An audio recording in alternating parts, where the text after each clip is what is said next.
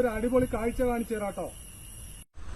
ഇതാട്ടോ നമ്മുടെ അടുക്കളത്തോട്ടം. കുറച്ച് ചെടികളെ വെച്ചിട്ടുള്ളൂ. ഉള്ള ചെടി നന്നായിട്ട് നല്ല രീതിയിൽ കൊണ്ടുവരാൻ പറഞ്ഞിട്ട് വീട്ടാവശ്യത്തിന് മാത്രമേ ഇപ്രാവശ്യം വെച്ചിട്ടുള്ളൂ. ഞാൻ അതിന്റെ ദൃശ്യം ഓരോന്ന് അടുത്ത് വെച്ച് കാണിച്ചു തരാം.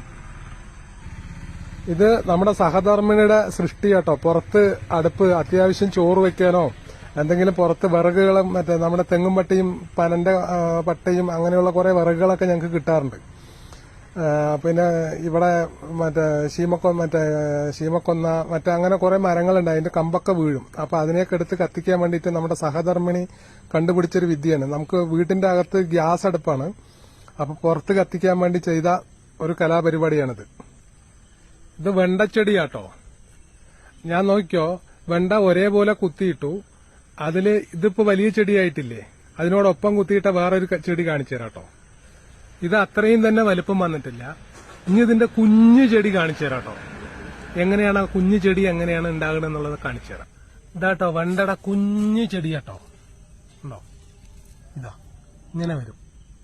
ഇതൊരു വഴുതിരിങ്ങ ചെടിയാട്ടോ. ഇതൊക്കെ തനിയെ മുളച്ചുണ്ടായതാണ്. ഇവിടെ നമ്മള് പച്ചക്കറി വേസ്റ്റ് ഇട്ടിട്ടേ ആ വേസ്റ്റിൽ നിന്ന് മുളച്ചുണ്ടായ വഴുതിരിങ്ങ ചെടികളാണ്. ഇങ്ങനെയാണ് അത് മുളച്ചുണ്ടാകുക. ഇങ്ങനെ മൊത്തത്തിൽ വരും. നമ്മൾ ലേശം മണ്ണൊക്കെ ഇട്ട് കൊടുക്കും. കുറച്ചും കൂടെ വലുതാകുമ്പോൾ അതിനെ പിഴുതു വെക്കാൻ പറ്റും. നമ്മൾ നേരത്തെ വെച്ച ചീരയാട്ടോ.